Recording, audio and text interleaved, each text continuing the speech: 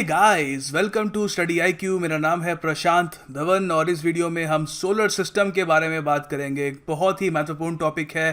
किसी भी एग्जाम की आप प्रिपरेशन कर रहे हो, whether it is UPSC, SSC, CGL या कोई भी, सोलर सिस्टम से क्वेश्चन आ सकता है। सो इस वीडियो में हम सोलर सिस्टम को अच्छे से जानेंगे कि सोलर सिस्टम की शुरुआत कैसे हुई, हमारे सोलर सिस्टम में कौन कौन से प्लैनेट्स हैं उनके बारे में जानेंगे। काफ़ी इंटरेस्टिंग इन्फॉर्मेशन होगी और जितना आपके लिए ये वीडियो मैं इंटरेस्टिंग बना पाऊँ उतना मैं बनाऊँगा। दोस्तों, स्टडी आईक्यू के पेन ड्राइव और tablet courses various comparative examinations के लिए अवेलेबल हैं, जैसे कि एसएससी एग्ज़ाम्स, बैंक एग्ज़ाम्स और यूपीएससी एग्ज़ाम्स भी। ये आप डिस्काउंट अवेल करने के लिए studyIQ.com में जा सकते हैं या आप कॉल भी कर सकते हैं। अगर आपकी कोई क्वेरी हो, इन नंबर्स पे कॉल करिए, आपकी सारी क्वेरीज आंसर कर दी जाएंगी। सो इस वीडियो के अंत तक हम इन सब टॉपिक्स को कवर कर चुके होंगे। सोलर सिस्टम एग्जिस्टेंस में कैसे आया, सोलर सिस्टम की शुरुआत कैसे हुई, बहुत ही इंटरेस्टिंग कहानी है, ज़रूर देखिएगा इसको। फिर उसके बाद सोलर सिस्टम के बारे में बहुत सारी मिसलेनियस इन्फॉर्मेशन है, प्लैनेट्स के बारे में, सैटेलाइट्स के बारे में। We will study everything. फिर उसके बाद ये भी जानेंगे कि वेरियस प्लैनेट्स में क्या खास बात है, उनसे रिलेटेड क्या क्वेश्चन आ सकते हैं और किस प्लैनेट की सैटेलाइट में क्या खास बात है और वहाँ पर इतना ज़्यादा इंटरेस्ट क्यों है साइंटिस्ट का। इन डेप्थ डिस्कस करेंगे सारे टॉपिक्स को। Let's begin. तो ये है हमारा सोलर सिस्टम, ये धरती है। ऑफ कोर्स थोड़ा जूम आउट करेंगे तो आप देख पाओगे कि धरती जहाँ पे हम रहते हैं वो कितना छोटा सा पार्ट है पूरे सोलर सिस्टम का। सोलर सिस्टम विराट है, खूबसूरत है और जानने में काफ़ी आपको एक इंटरेस्ट आएगा कि ये बना कैसे, आखिर इसी सीक्वेंस में सब कुछ क्यों है कि सूरज बिल्कुल बीच में है, बाकी प्लैनेट्स उसके आसपास रोटेट कर रहे हैं, फिर एस्ट्रॉइड्स भी हैं, मीटियर्स भी हैं।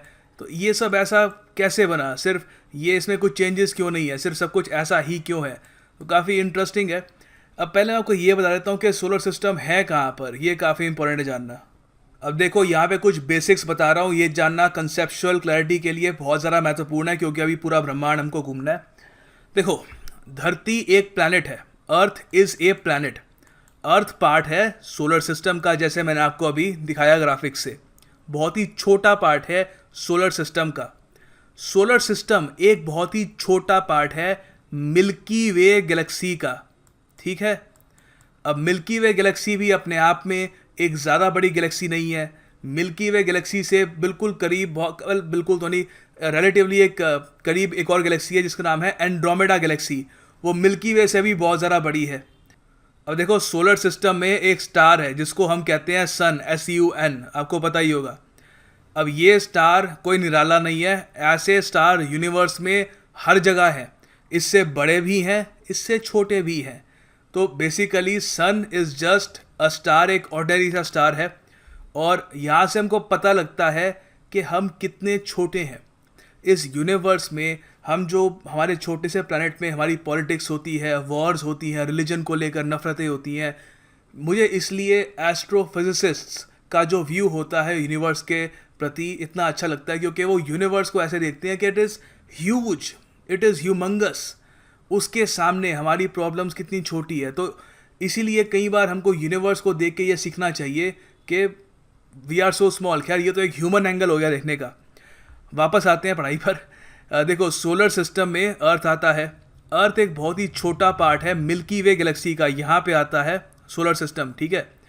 बाकी और भी सोलर सिस्टम हो सकते हैं मिल्की वे गैलेक्सी में, खोज जारी है। मिल्की वे गैलेक्सी एक लोकल ग्रुप का पार्ट है, ठीक है। हमारी मिल्की वे गैलेक्सीज से भी बड़ी गैलेक्सीज हैं, मैंने आपको बताया। और फिर ये गैलेक्सीज मिल के एक क्लस्टर बनाती है।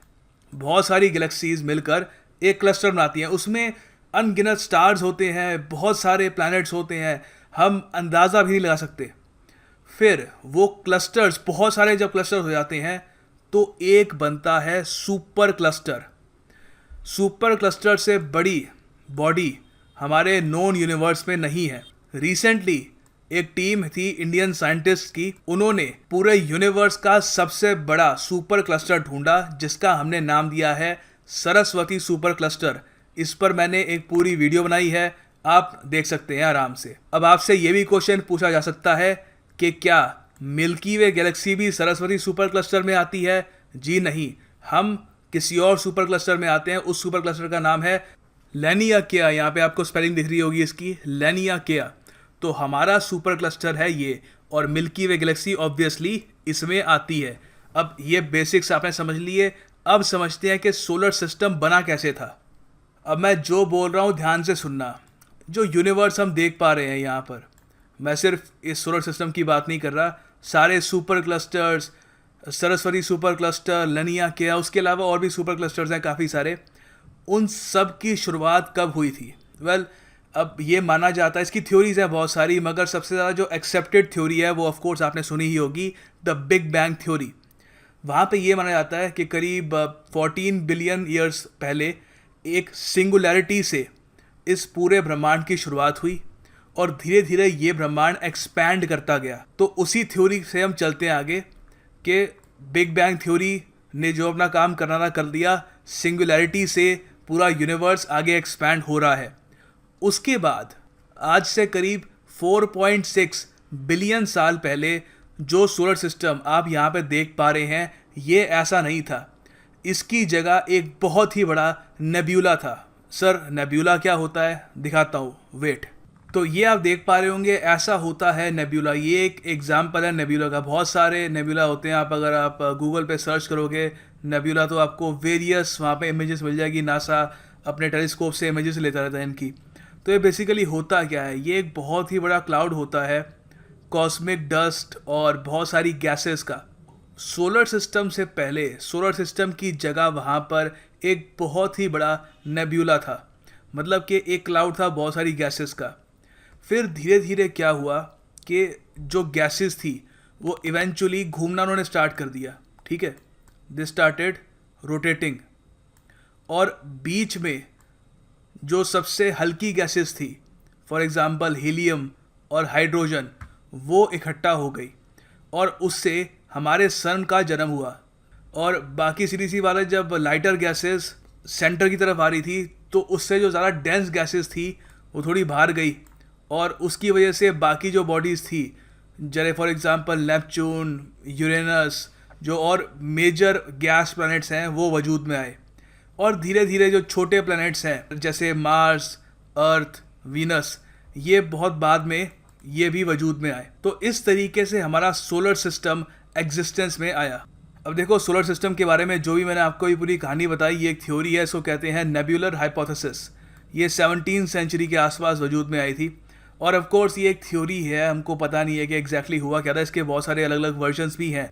फॉर एग्जांपल सन 1900 में चैम्बरलिन और मोल्टन नाम के दो एस्ट्रोफिजिसिस्ट ने एक और थ्योरी दी कि उन्होंने ये तो बोला कि ठीक है, यहाँ पर एक ज़माने में नेब्यूला था और नेब्यूला से सूर्य बना, मगर इमीडिएटली यहाँ पर जो बड़े बड़े हमको प्लैनेट्स दिख रहे हैं, जैसे जुपिटर, सैटर्न, और यहाँ पे फिर और प्लैनेट्स भी हैं, ये अपने आप उस नेब्यूला के रिजल्ट से नहीं आए। नेब्यूला से बस सन बना। बाद में यहाँ पर सोलर सिस्टम के कुछ दूर एक बहुत ही बड़ा स्टार था एक ज़माने में, अब नहीं है।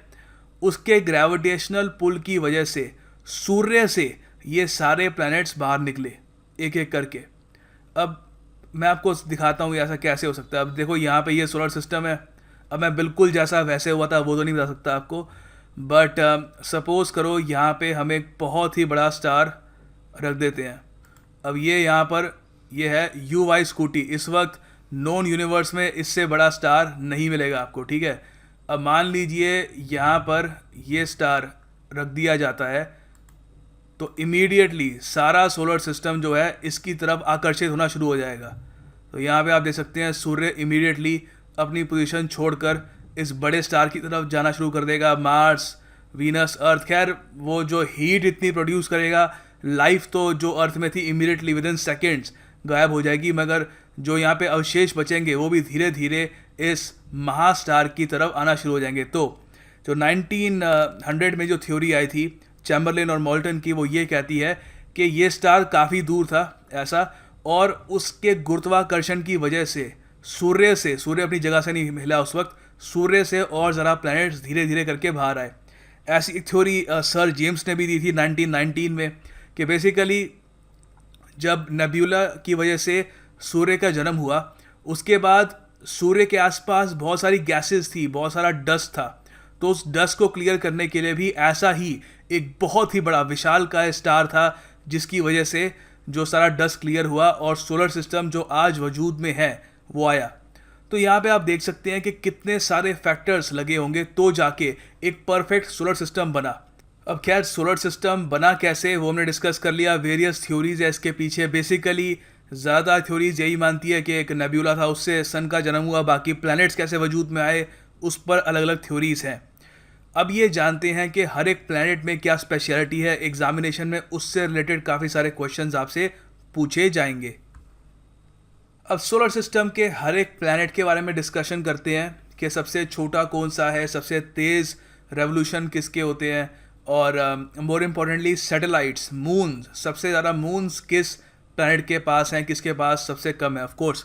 तो सबसे पहले बात करते हैं मरकरी की। मरकरी सबसे छोटा प्लैनेट है और इनर मोस्ट प्लैनेट है पूरे सोलर सिस्टम का। मरकरी के पास कोई सैटेलाइट्स नहीं है। अब देखो, दो यहाँ पर स्पेस एक्सप्लोरेशन प्रोब्स थे, एक तो था द मैरिनियर 10 और दूसरा था मैसेंजर। इन दोनों मिशंस ने काफ़ी हद तक मरकरी का ऑब्जर्वेशन किया और मरकरी से जो भी डेटा नासा को चाहिए था वो नासा को प्रोवाइड किया। दोनों मैसेंजर और ये मैरिनियर 10 नासा के थे। जो रेवोल्यूशन पीरियड होता है मरकरी का, मतलब कि सन के आसपास घूमने का जो एक पीरियड होता है वो होता है 88 डेज़ का। फिर बात करते हैं वीनस की। वीनस ब्राइटेस्ट ऑब्जेक्ट है after the sun in the sky, ठीक है, और द मून ऑफ कोर्स। चांद और सूरज को हम छोड़ दें तो वीनस ब्राइटेस्ट ऑब्जेक्ट है in the sky in our solar system. इसको इवनिंग स्टार या मॉर्निंग स्टार भी कहा जाता है। This is very important for your examination, याद रखना। दूसरी बात, ये रोटेट उल्टी तरफ करता है। दो प्लैनेट्स हैं जिनकी rotation from east to west है। ज़्यादातर जो प्लैनेट्स हैं सिवाय यूरेनस और वीनस के, वो वेस्ट टू ईस्ट रोटेट करते हैं। ये रोटेट करता है फ्रॉम ईस्ट टू वेस्ट, जो काफ़ी अजीब है। वीनस सबसे गर्म प्लैनेट भी है सोलर सिस्टम का। क्यों है बताऊंगा, क्योंकि काफ़ी बार ये भी क्वेश्चन आता है कि सोलर सिस्टम में सबसे करीब तो मरकरी है, तो मरकरी को हॉटेस्ट प्लैनेट होना चाहिए, वीनस क्यों है, तो अभी बात करेंगे इसके बारे में। वीनस के पास कोई सैटेलाइट नहीं है। This is very very important. Venus पे वेरियस वैसे प्रोब्स भेजे जा चुके हैं, अनमैन्ड ऑफ कोर्स, क्योंकि वीनस हॉटेस्ट प्लैनेट है पूरे सोलर सिस्टम का, तो यहाँ पे कोई प्रोब ज़्यादा देर तक टिकता भी नहीं है। सोवियत संघ, सोवियत यूनियन को बहुत इंटरेस्ट था वीनस में for some odd reason.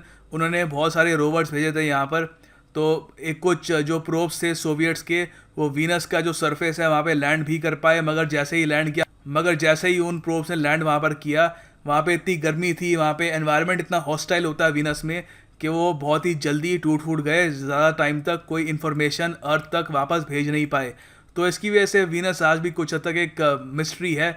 But scientist को ज़्यादा इस पे इंटरेस्ट नहीं है, क्योंकि लाइफ होने के यहाँ पे चांसेस निल हैं। अब देखो, वीनस सोलर सिस्टम का सबसे हॉटेस्ट प्लैनेट क्यों है? क्योंकि मरकरी सबसे पास है, तब भी वीनस सबसे हॉट क्यों है, ये क्वेश्चन बन सकता है। वो इसलिए क्योंकि वीनस में एक थिक लेयर है क्लाउड्स की, जो कार्बन डाइऑक्साइड और कुछ और गैसेस से बनी है, जिससे जो हीट आती है सन की उसको वो ट्रैप कर लेता है। वो हीट कहीं जा नहीं पाती और वो हीट वापस प्लैनेट पे आ जाती है, तो planet becomes even more hot. अब बात करते हैं मार्स के बारे में, काफ़ी इंपॉर्टेंट है ये। मार्स को रेड प्लैनेट कहा जाता है, ऑब्वियस सी बात है। रेड क्यों कहा जाता है, रेड दिखता क्यों है दूर से? क्योंकि आयरन ऑक्साइड जो है वहाँ पर, जो डस्ट है उसका, उससे एक रेडिश सा कास्ट मिलता है पूरे प्लैनेट को, तो दूर से हमको रेड दिखता है वो, ठीक है। और इसका नाम रखा गया था रोमन गॉड ऑफ वॉर के नाम से। और इसका जो ऑर्बिट होता है अराउंड द सन, वो 687 अर्थ डेज में कंप्लीट होता है। दिस इज़ क्वाइट इंपॉर्टेंट, याद रखना। और मार्स अर्थ से साइज में छोटा है, ये भी याद रखना, पूछ सकते हैं। उसके अलावा सोलर सिस्टम में जो सबसे ऊंचा माउंटेन है वो माउंट एवरेस्ट नहीं है, वो निक्स ओलंपिया है, याद रखना। ये हाईएस्ट माउंटेन है सोलर सिस्टम में, कम से कम नॉन सोलर सिस्टम में कहूँगा मैं, कल को इससे बड़ा भी मिल सकता है, हु नोज। मार्स के पास 2 मून्स हैं, अर्थ के पास सिर्फ एक है जिसको हम मून ही बुलाते हैं। एक ही सैटेलाइट है जिसको हम मून बुलाते हैं। यहाँ पर मार्स के पास 2 है, एक तो है फोबोस और दूसरा है डेमोस, याद रखना। This is very very important. अब देखो, ये एक प्लैनेट तो नहीं है, मगर मार्स और जुपिटर के बीच में आती है एक एस्ट्रॉयड बेल्ट। अभी आपको अलग से ग्राफिक से दिखा दूंगा। तो ये याद रखना है आपको, मार्स और जुपिटर जो पूरे सोलर सिस्टम का सबसे बड़ा प्लैनेट है, उसके बीच में एक एस्ट्रॉयड बेल्ट आती है, ठीक है। एस्ट्रॉयड बहुत छोटे छोटे एक ऑब्जेक्ट्स होते हैं जो फ्लोट करते हैं स्पेस पे, और थाउजेंड्स हैं ये। और ये बेसिकली जो प्लैनेट्स, जो चीज़ें नहीं बन पाई, बेसिकली इनको प्लैनेट्स बनना चाहिए था, but due to the gravitational pull of some other planet ये कभी प्लैनेट बन नहीं पाए, तो बस फ्लोट कर रहे हैं हम स्पेस में, ठीक है। जुपिटर के मून्स को काफ़ी डिस्कस करेंगे हम अभी। देखो, जुपिटर पूरे सोलर सिस्टम का सबसे बड़ा प्लैनेट है पहली बात तो, और यहाँ के जो 4 मून्स हैं वो काफ़ी फेमस है। The most massive of the moons are the 4 Galilean moons, क्योंकि गैलीलियो गैलीली ने इनको डिस्कवर किया था बहुत समय पहले, तो इसलिए 1610 में डिस्कवर किया था गैलीलियो गैलीली ने। तो हम इसको कहते हैं, इन 4 मून्स को कहते हैं जुपिटर के गैलीलियन मून्स। तो ये भी कभी आपसे एग्जाम में पूछ सकते हैं कौन कौन से मून्स हैं। एक तो है लो, फिर है यूरोपा, ये बहुत ज़्यादा न्यूज़ में अभी बताऊंगा क्यों, फिर है गैनीमेडी या जैसे भी इसको प्रोनाउंस करते हैं, फिर है कैलिस्टो। ये गैनीमेडी के बारे में मैं आपको बता दूं, ये सोलर सिस्टम का सबसे बड़ा मून है, ठीक है, काफ़ी इंपॉर्टेंट है।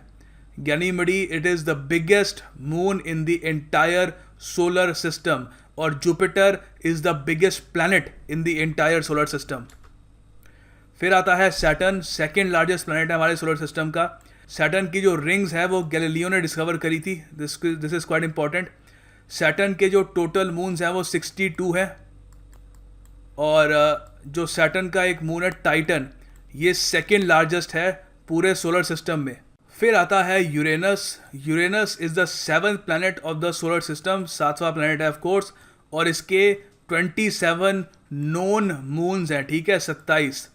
साइंटिस्ट काफ़ी बार यूरेनस और नेपच्यून को आइस जाइंट्स कहते हैं, जुपिटर को गैस जाइंट बुलाया जाता है, यूरेनस और नेपच्यून को काफ़ी बार बुलाया जाता है आइस जाइंट, क्योंकि सन से बहुत ज़्यादा दूर है ये, रिडिकुलसली कोल्ड है ये पूरा यहाँ पे एरिया। अब यहाँ पे जो आपको ये प्लैनेट है, यहाँ पे आपको मिथेन मिलेगा और भी आपको गैसेस मिलेंगी जो काफ़ी हद तक लाइफ को सपोर्ट करती है, बट ये इतनी ज़्यादा दूर है सन से कि यहाँ पे लाइफ होने के चांसेस बिल्कुल ही नहीं है। और इसको विलियम हर्शल ने डिस्कवर किया था, this is quite important as well. इसको ग्रीन प्लैनेट भी कहा जाता है, और जैसे मैंने आपको बताया था वीनस की तरह इसकी रोटेशन जो है ईस्ट टू वेस्ट होती है rather than west to east. फिर आता है नेपच्यून। नेपच्यून 8th और फारदेस्ट नोन प्लैनेट है पूरे सोलर सिस्टम का, ओके। और यहाँ पे इनके 14 सैटेलाइट्स हैं, मतलब 14 मून्स हैं। इसमें से सबसे बड़ा मून है ट्रिटॉन, ये याद रखना है आपको, नेपच्यून का सबसे बड़ा मून है ये, और इसको सबसे पहले ऑब्जर्व किया था जॉन गैले ने। तो यहाँ पर कुछ और इम्पोर्टेंट फैक्ट्स हैं आजकल, इनसे भी कुछ क्वेश्चन आते हैं एग्जाम में। पहले तो नेब्यूला का प्लूरल फॉर्म क्या होता है। नेब्यूला मैंने आपको बता दिया क्या होता है। तो मान लो बहुत सारे आ जाते हैं तो उसको हम क्या कहेंगे, उसको हम कहेंगे नेब्यूले, ठीक है, ई लगा देंगे यहाँ पे, तो इसका ये प्लूरल बन जाएगा। यहाँ पे कुछ लोग नेब्यूलाज लिख देते हैं या कुछ और लिख देते हैं, तो दैट इज़ वेरी इनकरेक्ट। फिर एक और चीज़ होती है सुपरनोवा। सुपरनोवा एक स्टार की लास्ट डाइंग स्टेज होती है। अब वो किसी भी कारण की वजह से हो सकता है कि वो स्टार की जो एक लाइफ थी वो ख़त्म होने को आ रही है, जो गैसेस थी वो अपनी ग्रेविटी को संभाल नहीं पा रहा, वो पहले एक्सपैंड करता है फिर वो बस एक्सप्लोड कर जाता है, तो उसकी वजह से भी एक सुपरनोवा बन सकता है। या फिर मान लीजिए हमारा सूरज है, उसके पास एक और आइडेंटिकल सूरज बिल्कुल बहुत ही करीब उसके खड़ा हो जाए, तो वो आपस में टकरा जाएंगे और एक सुपरनोवा तब भी बन जाएगा। तो सुपरनोवा अगर बहुत ज़्यादा हो जाते हैं तो उसको हम सुपरनोवे कहेंगे, ठीक है, तो ई लगा देंगे यहाँ पर। ये काफ़ी इंपॉर्टेंट है, एग्जाम में पूछते हैं ये। इसके अलावा कुछ और इंपॉर्टेंट फैक्ट्स हैं यहाँ पे जो आपको काम आ सकते हैं। देखो, जो 4 प्लैनेट्स हैं, जो एस्टेरॉयड बेल्ट जो मैंने आपको बताया था, इसके बारे में भी आपको दिखाऊंगा भी अलग से, उसके अंदर आते हैं, वो है अर्थ, वीनस, मार्स और मरकरी। तो इनको हम कहते हैं इनर या टेरेस्टेरियल प्लैनेट्स, क्योंकि कल को आप अगर यहाँ पे लैंड करते हो तो एक बार को आप यहाँ पे कदम रख सकते हो, ठीक है, रॉकी प्लैनेट्स होते हैं, यहाँ पे आप खड़े रह पाओगे। फिर बाकी जो यहाँ पे प्लैनेट हैं ये गैसियस प्लैनेट्स हैं, यहाँ पे आप कदम रखने जाओगे तो बिल्कुल अंदर जाते रहोगे, मर भी सकते हो। खैर यहाँ पे ही मर जाओगे, मगर यहाँ मरने का चांस ज़्यादा है। तो ये हैं जोवियल प्लैनेट्स कहते हैं इनको, या जुपिटर जैसे प्लैनेट्स, ठीक है। इनको आउटर प्लैनेट्स भी कहा जाता है क्योंकि एस्टेरॉयड बेल्ट के बाहर को आते हैं ये। फिर यहाँ पे आते हैं, तो इनका नाम है जुपिटर, सैटर्न, नेपच्यून और यूरेनस। और ये यूरेनस के बारे में ये जान लो, इसकी जो एक्सिस है उस पर ये 98 डिग्रीज तक सूरज की तरफ झुका हुआ है। धरती भी आपको पता है बिल्कुल सीधी नहीं खड़ी हुई, हल्की सी सूरज की तरफ टिल्टेड है।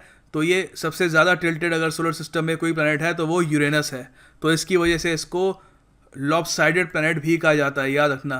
तो देखो ये हमारा सोलर सिस्टम है यहाँ पर इस वक्त, यहाँ पे आप देख पा रहे होगे। अच्छा ये है एस्टेरॉयड बेल्ट। यहाँ पे आप अगर मैं अलग से जूम इन करके इसको थोड़ा सा दिखा दूंगा मार्क करके, ये है एस्टेरॉयड बेल्ट जहाँ पे मैं अपना कर्सर घुमा रहा हूँ। यहाँ पे आप देख पा रहे होगे मार्स तक ये सारे प्लैनेट्स जो है, मार्स, वीनस, अर्थ, मरकरी, ये सब जो है इनर सर्कल में आते हैं। फिर एस्टेरॉयड बेल्ट आती है, फिर आ जाता है जुपिटर, ठीक है। फिर यहाँ पे सैटर्न और फिर यूरेनस एंड फाइनली नेपच्यून। अब ज़रा आपको जुपिटर के मून्स के बारे में कुछ बताता हूँ। तो दोस्तों यहाँ पे आप देख पा रहे होगे ये है जुपिटर। जुपिटर के अब तक, अब मैं जरा वीडियो रिकॉर्ड कर रहा हूँ 6/8/2017 को, अब तक 69 इसके ऑफिशियल मून्स माने जाते हैं। कई बहुत छोटे भी हैं। तो जुपिटर के जो मून्स हैं उसको लेकर हमेशा कंट्रोवर्सी रहती है कि इसके असल में कितने मून्स हैं। अभी के लिए माना जाता है 69 है। तो मैं आपको जरा दिखा देता हूँ 69 मून्स जब किसी प्लैनेट के आसपास हो तो वो कैसा दिखता है। ये यहाँ पे आप देख पा रहे हो कि ये सब मैंने जो ऑर्बिट है इसके मून्स के, ये मैंने हाईलाइट कर रखे हैं। तो हमको जिसके बारे में हमको जानना है वो है यूरोपा। ये न्यूज़ में बहुत रहता है यूरोपा। ये थोड़ा जूम इन करता हूँ, दिस इज़ यूरोपा। जुपिटर का एक मून है ये। जुपिटर जैसे आपको पता है सबसे बड़ा प्लैनेट है हमारे सोलर सिस्टम का। यूरोपा इतना ज़्यादा न्यूज़ में क्यों है? देखिए ये माना जाता है कि यूरोपा के जो सरफेस है, यूरोपा का जो पूरा सरफेस है ये बर्फ़ का बना है। और उसके बर्फ़ के सरफेस को अगर हम तोड़ें तो अंदर माना जाता है कि यूरोपा के अंदर बहुत ही बड़ा ओशन है। जैसा धरती पर ओशन है वैसा यूरोपा में है। तो साइंटिस्ट काफ़ी बार ये मानते हैं कि ज़िंदगी का अगर सबूत चाहिए तो पानी को खोजो। जहाँ पे पानी मिल गया ज़िंदगी हो सकता है वहाँ पर किसी ना किसी फॉर्म में ज़रूर होगी। तो साइंटिस्ट ये मानते हैं कि यूरोपा में लाइफ हो सकती है। और उसके लिए यहाँ पर इन द फ्यूचर नासा कुछ मिशन भी भेजेगा। देखना इंटरेस्टिंग होगा कि यहाँ पे लाइफ मिलती है नहीं मिलती। खैर अभी तक ये तो पता लग गया है कि सोलर सिस्टम में बहुत ही लंबे समय तक माना जा रहा था कि सिर्फ धरती में पानी है। अब साइंटिस्ट ये मानने लग गए हैं कि धरती में पानी है मगर सिर्फ सरफेस से दिख जाता है, बाकी प्लैनेट्स में भी या बाकी सैटेलाइट्स में भी पानी हो सकता है, बस वो कवर्ड है आइस से। और ये है हमारी वीडियो का अंत। उम्मीद करता हूँ आपको वीडियो पसंद आई हो। अगर आई है तो वीडियो को लाइक ज़रूर करिएगा, शेयर करिए फेसबुक, व्हाट्सएप, जहाँ पर भी आप कर सकें। And good luck with your studies, work hard and you will succeed. God bless you all.